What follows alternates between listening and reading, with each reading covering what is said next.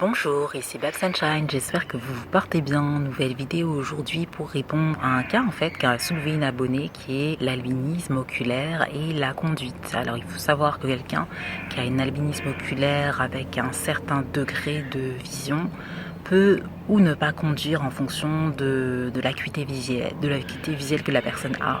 Si la personne a une acuité visuelle vraiment très basse, elle ne peut pas conduire du tout. Et par rapport à ça, il y a quelques solutions qui sont là, tout naturellement. La première solution, c'est de prendre les transports en commun et de choisir un lieu d'habitation, soit où les transports en commun sont nombreux, ou bien choisir d'habiter proche de son école, de son travail par exemple. Bon là je parle par rapport à des personnes adultes. La seconde solution, c'est de faire une opération des yeux. Alors là je n'en sais pas plus, je vous invite à vous renseigner si ce cas vous intéresse, parce que pour cela il faut simplement voir il faut aller voir un ophtalmo qui vous renseignera sur la procédure, comment ça se fait, est-ce que c'est sécurisé, est-ce que c'est conseillé ou pas, parce que si vous êtes très photosensible, moi par exemple on me l'avait déconseillé, mais j'avais fait la connaissance d'une personne qui l'avait faite il y a quelques années.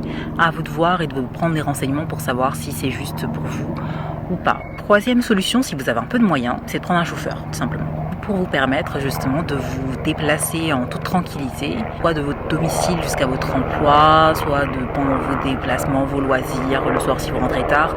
Bon, maintenant on a des services, tous les chauffeurs privés qu'on a actuellement permettent justement de se déplacer le soir, qu'on soit bien voyant, malvoyant, qu'on soit véhiculé ou non. Et vous avez aussi un autre moyen qui vient de me revenir en tête, c'est de demander, après ça c'est valable en France et les autres pays, je ne sais pas, si vous avez la reconnaissance handicapée, de demander à l'AGFIP de mettre à disposition un chauffeur que vous payez une partie et vous pouvez demander le remboursement d'une autre partie.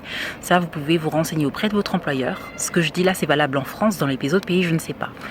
Donc voilà, c'est un moyen d'avoir un chauffeur à disposition qui vous emmène au travail et qui vous ramène chez vous le soir. C'est possible de l'utiliser également dans d'autres contextes, pour vos loisirs aussi. Renseignez-vous.